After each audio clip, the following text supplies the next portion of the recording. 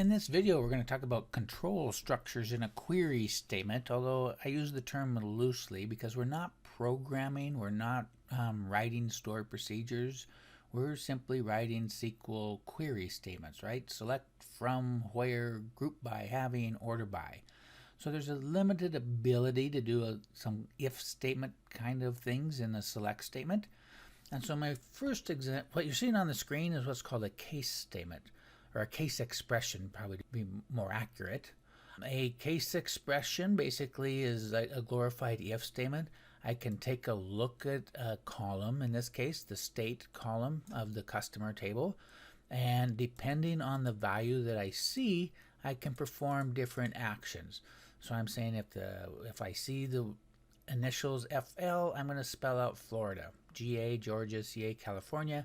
Otherwise, if it's not those three, then I'm just going to put in the 2-digit characters. All right. This entire case statement acts as a column, if you will, in our select statement or in our output. It's going to be its own column of output. So because of that, you put a comma before it. If we were to have any additional columns to display, we'd put a comma after it. All right. So when I run this, here's what it looks like. So now I'm seeing Florida is spelled out. The others are not spelled out. It's kind of a silly example, but I think you get the case. Now there's two ways to type a case expression. That's hard to say, expression. The first one we just demonstrated, we literally put something next to the word case, very often a column, and then you're comparing to distinct values. All right, a search case expression is we don't put anything next to the word case, but we're looking at an expression and then trying to compare, in this case, to a range, right? If the retail minus cost is greater than 10 or greater than 5. So in this example, I have retail cost, retail minus cost, right? We're looking at the profit of books. And again, this is in our select statement going to be one column to display.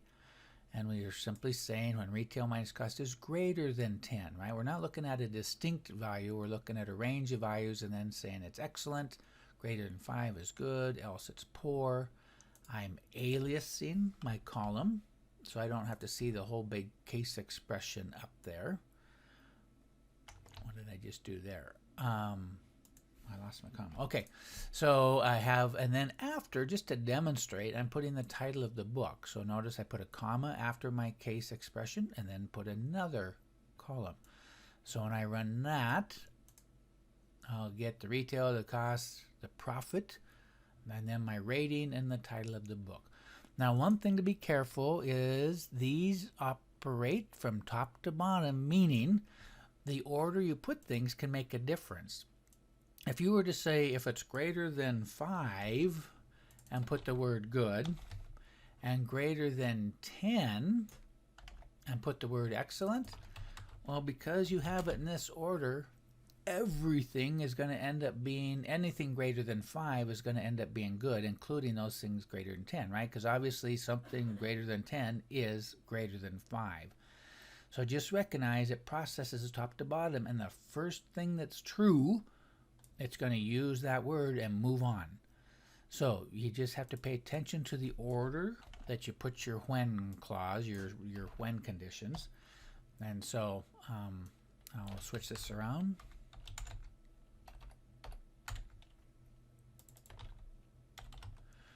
All right, one more example. Just we can use aggregate functions in here, right? I got first name, last name, and how many books. We're going to sum the quantity. And we're going to group by last name and first name because that's the columns up here in our select. How many books did everybody purchase? If it was more than 5, we're going to type good. If it was more than 3, okay, else it's poor. So I'll run that. And there we go. So now I can see how many books people purchased and then put it in the rating column right down here. All right, now there's one other way of doing similar kinds of things, and that's this if function, although it's much more limited in that basically I do an expression, some kind of test, and depending on that expression or test, I can do one thing if it's true and one thing if it's false. Whereas the case statement, I can have multiple when clauses in here.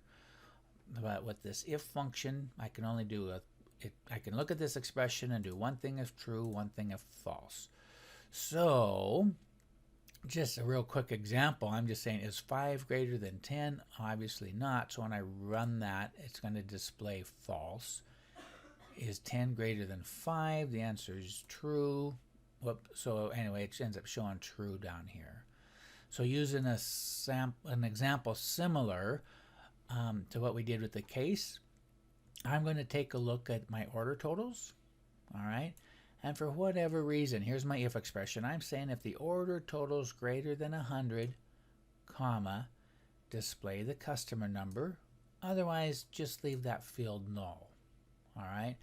And just like the case expression, all of this is one column, if you will, that's going to display from our select. So I have an order number, a sum, and this is our third one. I've aliased it. So now when I run that, it can only do two things. Show me null or show me the customer number based on the order total. So both of these are fairly easy to use. Just pay attention to your commas and when do I start a column and when am I ending it, and putting your alias in there. And recognize that the case is going to be a little more powerful only because I can do multiple when clauses, whereas this if function, I got only two choices, true or false. What am I going to do if my expression is true, and what am I going to do if it's false?